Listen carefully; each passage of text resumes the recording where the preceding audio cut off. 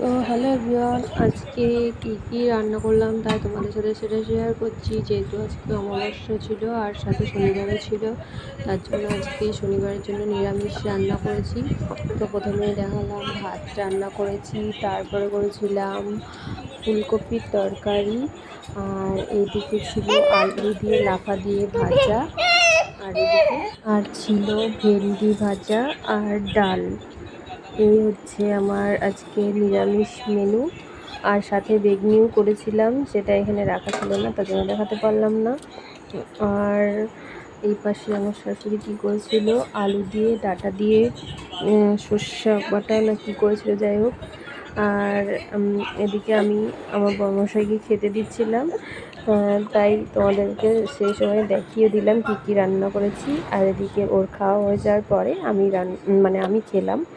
তো আমি সমস্ত কিছু নিয়ে নিয়েছি। ভিডিওটা যদি ভালো লাগে লাইক কমেন্ট করো, আর সাথে সাথে